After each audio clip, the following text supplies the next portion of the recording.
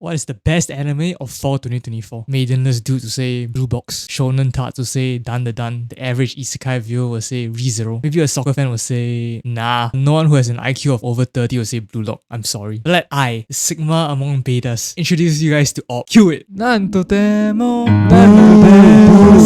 the fuck up, mate. Okay, sorry for the awful singing, but honestly, I'm just really hyped after watching this show. Like, this show had me hooked from start to finish. Like, after each episode, I was always looking forward to the next one. Like, it was one of the highlights of my week. Says a lot about how sad your life is, you dumb weep. Okay, so what is this show about? Well, it's about the movements of the earth.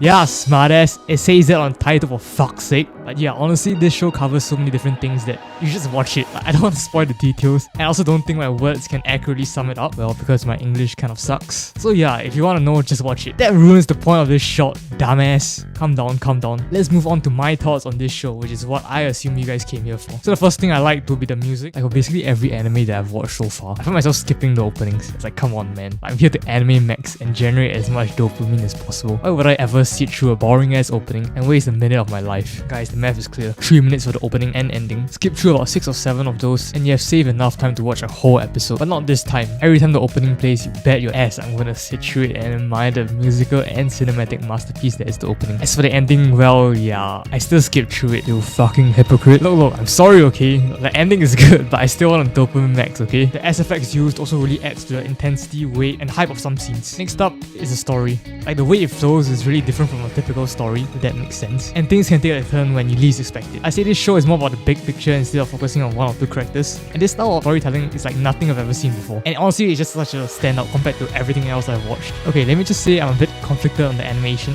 Like, in some scenes, the animation is like next level. But I'm not even kidding. I did not expect the animation to be this good when I first started watching it. Like, it really adds to the atmosphere, hype, and quality of the show. On the other hand, like, some scenes were quite poorly animated, and the facial expressions in those moments look really comedic, at least to me, which is honestly the only downside of this show. But that's just a nitpick, so as to not sound like a biased glazer. The ending is, well, different. The first 10 minutes left me scratching my head and kept me up at night as I was trying to figure out the point of the sudden revival. But for the last 10, let's just say it gave me chills. I really like the fact that despite this series being fictional, the mangaka took into account real history and did a really good job sliding this work into the real human timeline. If the anime is a 10 out of 10, this ending is probably around an 8 to a 9. It's almost perfect, but an extra 5 to 10 minutes would have done wonders. In conclusion, is it perfect? Nah.